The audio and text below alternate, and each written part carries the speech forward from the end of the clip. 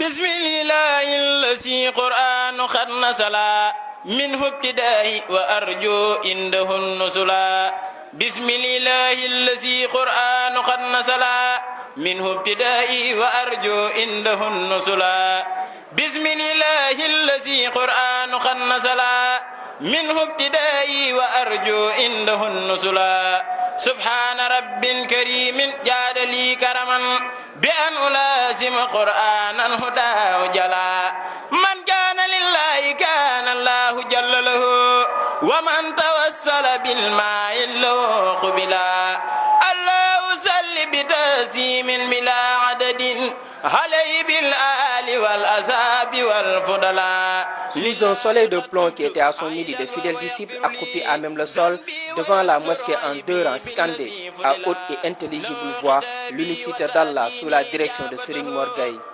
Pendant une demi-heure, ils étaient là, près d'une centaine de jeunes, hommes et femmes enthousiastes, ne faisant montre d'aucun signe de fatigue.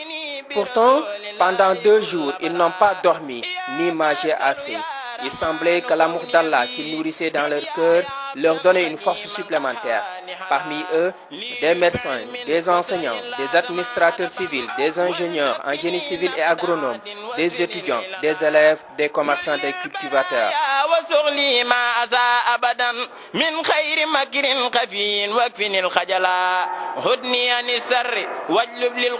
Ils sont arrivés dans ce village jusque-là, inconnus par la plupart d'entre eux, le lendemain de la Tabaski, le jeudi 17 octobre 2013 au soir, avec comme seule ambition d'œuvrer pour Allah subhanahu wa ta'ala, au moment où la plupart de leurs camarades étaient encore dans l'illusion de la fête et plongés dans les mondanités éphémères de la vie terrestre. Mbarassane est un village de la communauté rurale de Taïba Moutoufa, dans l'arrondissement de Nindi du département de Diourbel. Ce fut le 12 janvier 2011 que Cheikh Ahmadou Mbacké Maoul Hayat posa la première pierre de ce qui deviendra quelques mois plus tard la grande concession qui abrite présentement le Dara pour les apprenants et maîtres coraniques, l'appartement du Cheikh et celui des femmes en charge des enfants.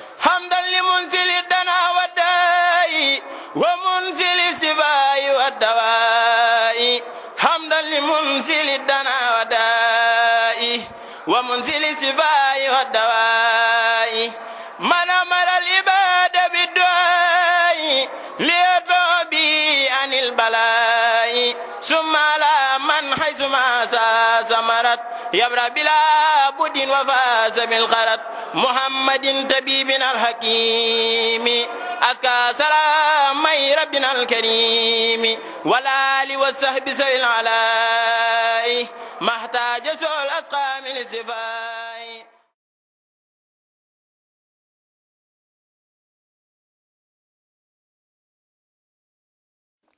Le 6 octobre 2011, les fondations de la mosquée sont posées. 2 ans plus tard, les travaux sont en finition.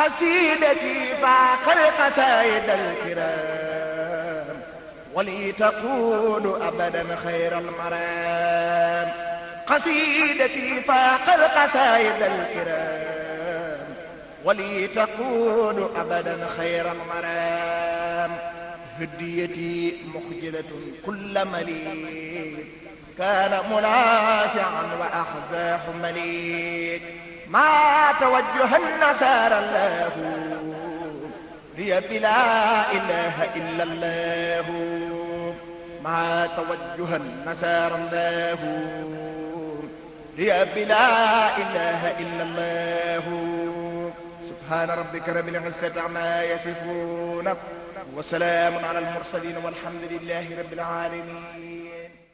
لا إله إلا الله لا إله إلا الله محمد رسول الله لا إله إلا الله لا إله إلا الله لا إله إلا الله لا إله إلا الله محمد رسول الله لا ilaha illallah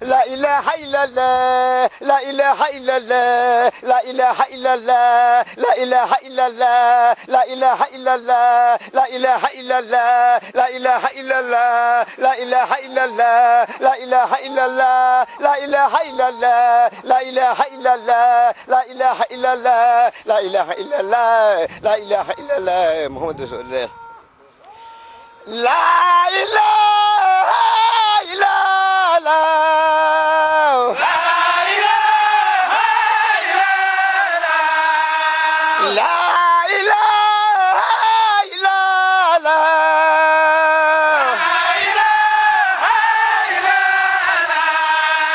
لا إله إلا الله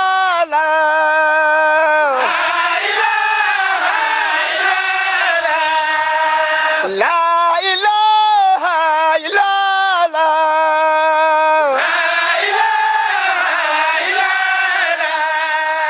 لا إله إلا الله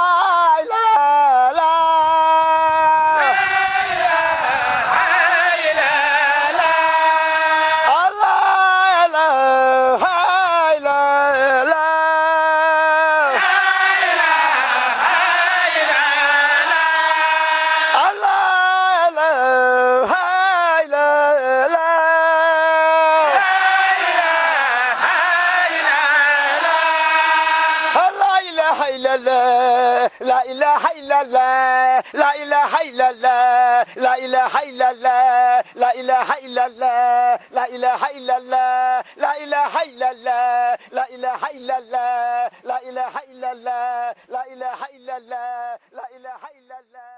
Venu visiter l'état d'avancement des travaux, Serigne Mourtada ibn Cheikh Mohamedou Fadal Mbacké ibn Cheikh Ahmadou Bamba Khadimou Rassoul est arrivé sur les lieux vers midi.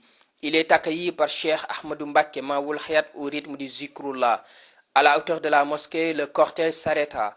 Serigne Mourtada semblait être impressionné par l'imposante structure dans un village de l'intérieur qui ne dispose ni route, ni piste, encore moins d'électricité. Son premier réflexe a été de demander au cheikh d'entrer d'abord dans la mosquée avant de regagner la grande concession.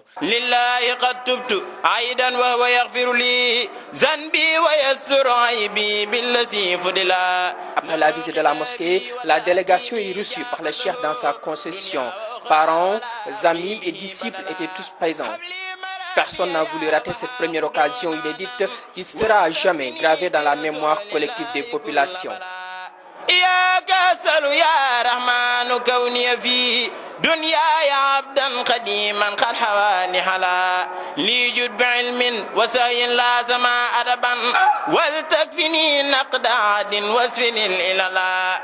En effet, Serigne Mourtada est à la fois le père et le grand-père du cheikh. Cheikh Ahmadou Mbacké Maoul Hayaat est en effet le fils de Serigne Amdi, fils de Serigne Modou Adjara, fils de Haramin Bati, fils de Sayer Sokhna Bousso, fils de Mame Maram Mbacké. Serigne Mourtada est le fils de Serigne Fallou, fils de Serigne Touba, fils de Mame Mor Anta Sali, fils de Mame Balla, fils de Mame Maram Mbacké. De notre côté, Cheikh Ahmadou Mbacké Maoul Hayaat est fils de Serigne Amdi, fils de Sokhna Assou Touré, fille de Sokhna Yumi Bousso, sœur de Sokhna Awa Bousso, mère de Serigne Fallou Mbacké, lui-même père de Serigne Mourtada.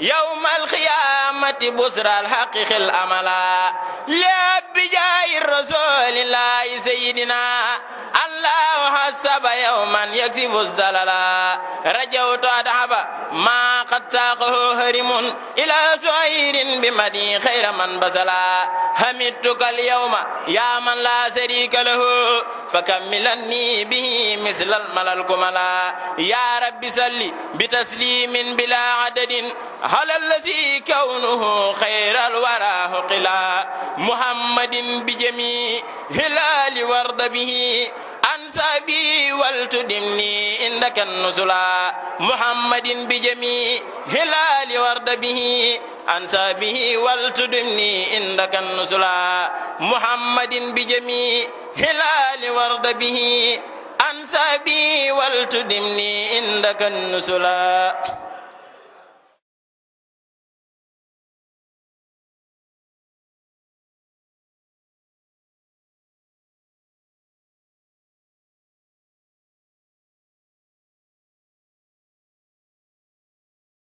للمصطفى نويت ما يجدد سنة الخرى وإني أحمد للمصطفى نويت ما يجدد سنته الخرى وإني أحمد للمصطفى نويت ما يجدد سنة الخرى وإني أحمد يعينني على ثواب سمد بجاه خير الخلق نهم الجيد خير العالمين الأحد نعم الإله الأكرم الموحد لله حمد مع شكر يخلد دام ملك نافع ينفرد لو خطابي حامدا وينجد هل الذي بالجنان أقصد. Après la prière de Takussan dans la mosquée dirigée par Serigne Mourtada et les déclamations de Khassaït de Serigne Massamba Diop, le chef de village Serigne Madiane Diagne prit la parole pour rendre grâce au Seigneur qui leur a fait cette faveur avec l'installation de Cheikh Ahmadou Mbacké Maoul Hayaat dans son village.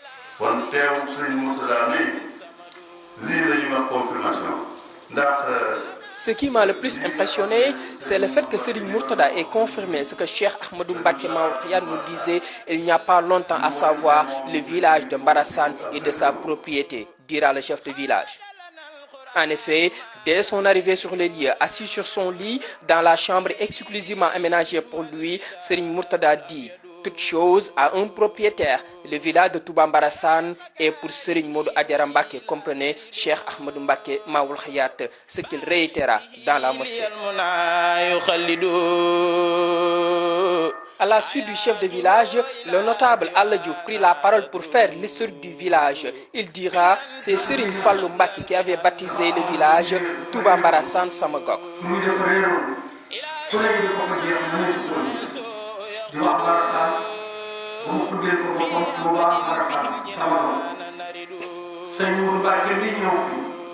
On comprend alors parfaitement qu'un prolongement de Serigne Fallou, à savoir Cheikh Ahmadou Mbacké Maoul Hayaat, continue l'œuvre de son grand-père dans ce village. Chaque année, il y récolte des tonnes d'arachides qui sont réinvesties dans la mosquée Le Daha. La relation parfaite entre Serigne Fallou et Serigne Modou Adjara, le grand-père et l'homonyme de Cheikh Ahmadou Mbacké Maoul Hayat, a été rappelé par Serigne Fallou Mbacké ibn Serigne Modou Adjara Mbacké. C'est Serigne Touba qui les avait mis ensemble. C'est pourquoi tous les fils de Serigne Modou Adjara ont fait porter à leur fils aîné le nom de Serigne Fallou Mbacké, dira le porte-parole de la famille de Serigne Modou Adjara Mbacké.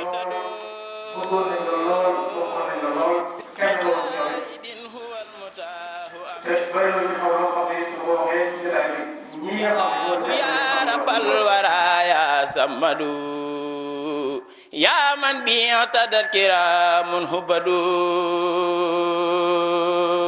Cheikh Ahmadou Mbacké Maoul Hayat n'a pu s'empêcher de prendre la parole pour témoigner sa joie et sa reconnaissance à l'égard de Serigne Mourtada.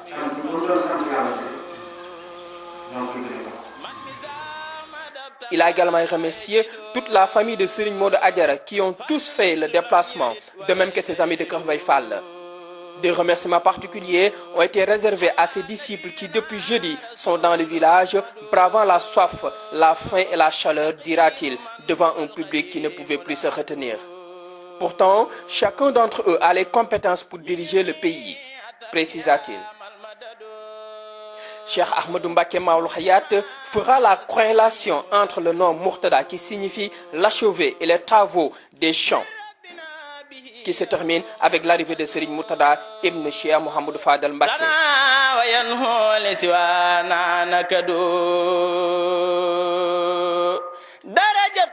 Le dirigeant Serigne Omar Diouf le confirmera dans ses propos.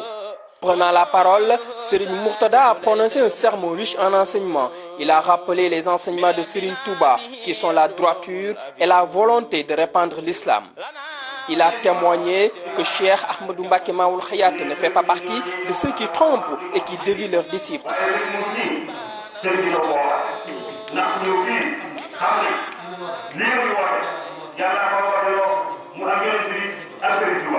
Tu les as mis sur le droit chemin, tu ne les trompes pas. Mais sache que Dieu ne te trompera pas, dira-t-il. Serigne Mourtada a promis de revenir dans le village tant que Cheikh Ahmadou Mbacké Maoul Hayat le voudra. Muhammadun huwal karimul mufradu huwan nabiyyu wa rasulul munjidu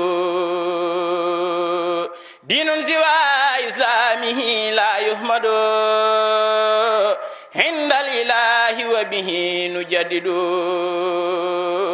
dinun siwa islamihi la yuhmadu indal ilahi wa bihi nujaddidu